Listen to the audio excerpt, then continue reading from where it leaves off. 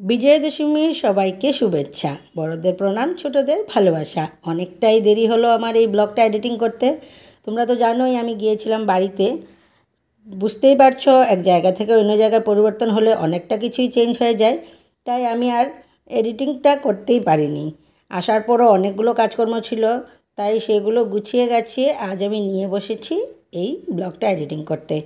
বাড়িতেই দেখতে পাচ্ছ, শুধু এই গেটটা খুললেই আমরা মণ্ডপে যেতে পারি, কিন্তু আটকে রাখা হয়েছে শুধু জেরির জন্য, জেরি যাতে প্যান্ডেলে না পৌঁছে যায়, তাহলে একটা কাণ্ড বেঁধে যেতে পারে, তাই ওরা গেটটা আগে থেকেই লাগিয়ে রেখেছে।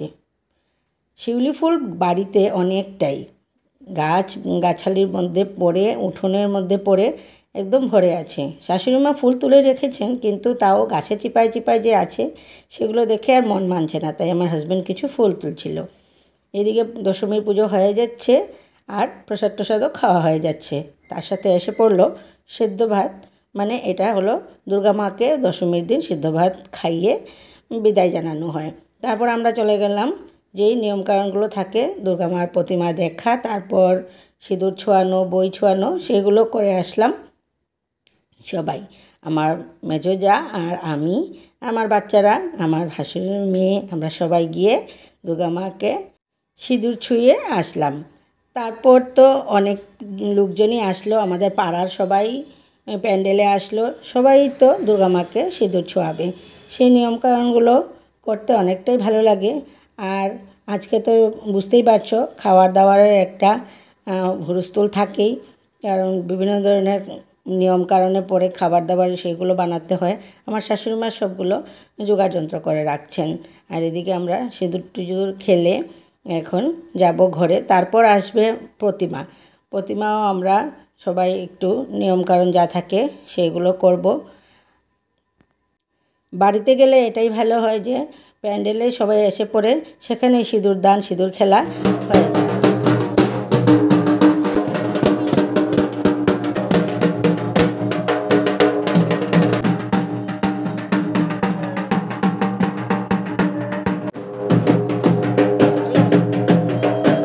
আর এদিকে রান্নাবান্নাও হয়ে গেল। আজ অনেকটাই কিছু হয়েছিল, পুঁটি মাছ ভাজা, ইলিশ মাছ ভাজা, থুরের বড়া, তারপর এদিকে মিষ্টি কুমড় দিয়ে, মাছের মাথা দিয়ে, ইলিশ মাছের মাথা দিয়ে করেছিলেন আর এদিকে শুক্তো আছে পুঁটি মাছ আর কোয়াশ দিয়ে, চলতার চাটনি, চলতা আর নারকেল দিয়ে, আর এদিকে আছে ঘনে মাছ। বাড়িতে সবাই মিলে আমরা 9 জন লোক, তাই খাওয়া দাওয়া তো শুরু হয়ে যায়, সবাই তো একসাথে বসতে পারে না, তাই ভাগে ভাগে খাওয়া দাওয়া শুরু হয়ে গেছিলো। তরকারি নামানোর আগেই, রান্নাবান্না শেষ হওয়ার আগেই খাওয়া দাওয়া শুরু হয়ে যায় এভাবে। তাই সবগুলো রান্নাবান্না একদম সাজিয়ে দেখানো যায় না, তাই আগে পিছে করে আমি দেখালাম। আর দশমীর দিন এত কাটাবাটা করে রান্নাবান্না করতে তো অনেকটাই সময় লেগে যায়, কিন্তু বাড়িতে গেলে আমার এত অসুবিধা হয় না। আমার শাশুড়িমা আছেন, উনিই সব কিছু যোগাযন্ত্র করে দেন, আর কিছুটা উনিও রান্না করে ফেলেছিলেন, কারণ এদিকে আমরা প্রতিমার জন্য অপেক্ষা করছিলাম। তারপর আমরা এসে রান্নাবান্না করবো, আর শাশুড়িমা বলছিলেন যে আমি করতে থাকি, তোমরা আসো। শাশুড়িমা আমাকে ভাত বেড়ে দিলেন, আর ওরাও নিয়ে একসাথে আমরা বসে পড়লাম। তারপর তো গল্পগুজব করে খাবার দাবার আমরা খাচ্ছিলাম। এদিকে 4টা বেজে যাচ্ছিলো, 4টা বাজতে বাজতে শুরু হয়ে যায় বাংলাদেশের দশমী। নৌকো নিয়ে যেটা প্রতিমা বিসর্জন দেওয়া হয় সেটাই তোমাদেরকে আমি আজ দেখাবো বলেছিলাম, কিন্তু দুর্ভাগ্যবশত যে অঝুরে বৃষ্টি হচ্ছে, মনে হয় ওরা এটা আজকে আর করবে না। তাই আমারও মনটা খারাপ হয়ে গেছিলো, কারণ আমি তোমাদের বলেছিলাম দেখাবো। ওই পারে দেখতে পাচ্ছ অনেক লোকজন দাঁড়িয়ে আছে, একটু আবছা দেখা যাচ্ছে, কিন্তু তাও দেখা যাচ্ছে।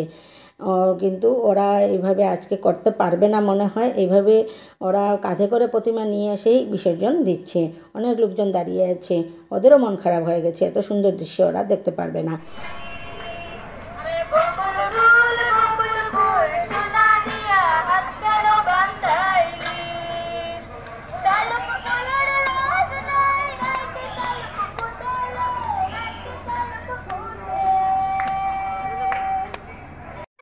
আর দেখতে পারলে কি সুন্দর ওরা এভাবে নৌকো নিয়ে প্রসেশন করে। ওয়েদার ভালো না থাকলে কিভাবে করবে। আর আমার কাছে একটা পুরনো ভিডিও ছিল, তাই তোমাদের কাছে একটু আপলোড করে দিলাম, তোমরা যাতে এটা দৃশ্যটা দেখতে পারো। আর যদি সামনাসামনি আরও মানে হতো তাহলে আরও বেশি ভিডিও আমি তোমাদেরকে দেখাতে পারতাম। তাও মানে দুধের স্বাদ ঘুলে মেটালাম, তাও একটুখানি আমরা দেখতে পারলাম। পুরনো ভিডিও ছিল তাই সেটাই আপলোড করেছি। তাহলে দেখতে পাচ্ছ জেরি কী করছে। জেরি খুব চালাক হয়ে গেছে, ও শুধু খেলতে চায়, বাইরে যেতে চায় খুবই। মানে ওকে যদি মানে খেলার জিনিস এনে দেওয়া হয় তাহলে ও খুব খেলে এটা দিয়ে। ও নিজেই পিপ পিপ করে বাজাচ্ছে সেটা। তারপর দেওয়া হলো আমাদের সবাইকে ধান দুর্ব দিয়ে আশীর্বাদ, সবাইকে এক এক করে আশীর্বাদ দেওয়া হলো আর সবাই বড়োদেরকে প্রণাম করলো। আর তার সাথে দেওয়া হলো জেরিকেও আশীর্বাদ। জেরিও যাতে বেশি দিন ভালো থাকে। ও একটু অসুস্থ ছিল মধ্যে, আর জেরিও একটা সদস্যের মতন হয়ে গেছে এখন পরিবারের। জেরিকেও আশীর্বাদ দেওয়া হলো, সবাইকে আশীর্বাদ দেওয়া হলো। তাহলে এবার আমরা যাব দেখতে আমাদের এখানে দশমী প্রসেশন হবে, তারপর দশমী করা হবে, সেগুলো আমরা দেখতে যাব।